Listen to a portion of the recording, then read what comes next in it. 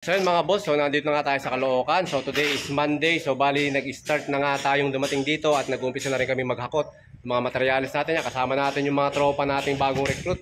So galing pa yan sa mga malalayong lugar. Andyan ulit si GR, nakasama na natin yan sa previous natin na project sa Batangas. Din kasama ulit natin siya ngayon.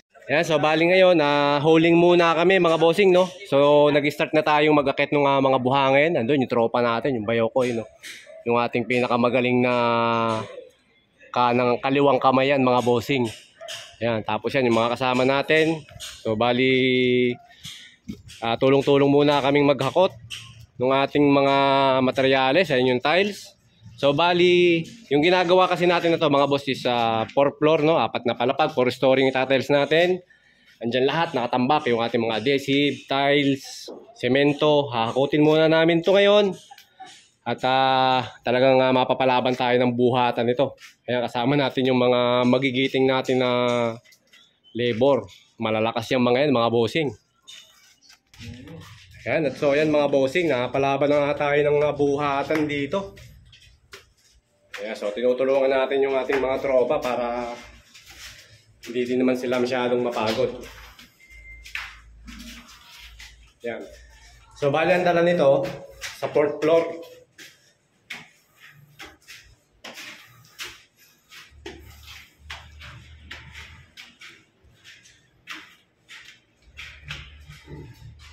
Kahilo lang, paikot-ikot.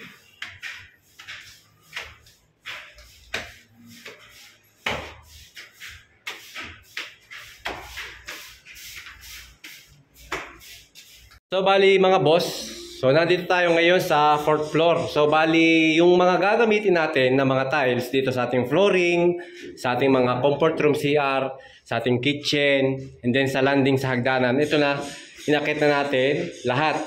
So bago tayo mag-start, syempre kailangan natin magpondo ng mga materyales para hindi na tayo naaabala na maya't maya hakot.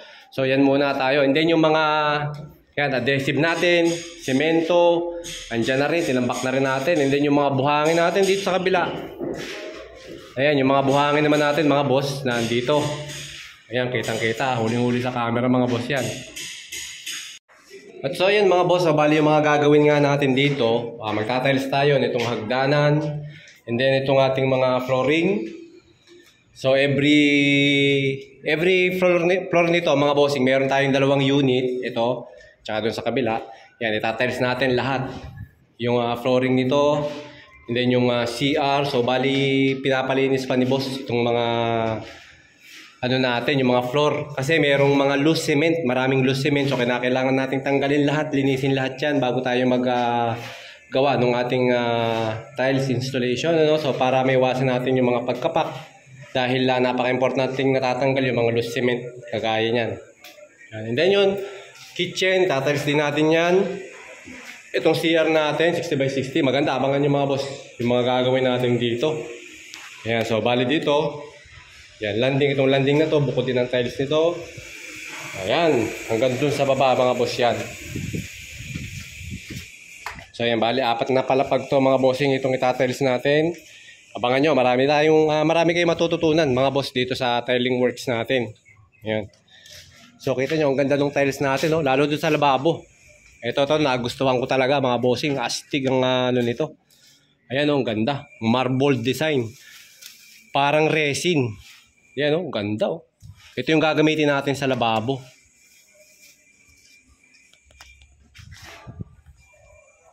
So yan yung mga materialis natin dito sa baba. Hinahakot natin, nabuwasan na natin. Kompleto na yung materialis natin sa 4th floor, and then yung 3rd floor, naumpisahan na rin hakutan ng materialis yun. So yun mga boss, sa labas yung ating site na ginagawa. So bali tiling works lang naman yung nakuha natin na trabaho dito. Ayan, dito kay Boss Leo. So bibigyan natin si Boss Leo ng maganda at quality trabaho mga boss. So abangan nyo na lang yung ating mga tutorial video na gagawin dito sa ating tiling works.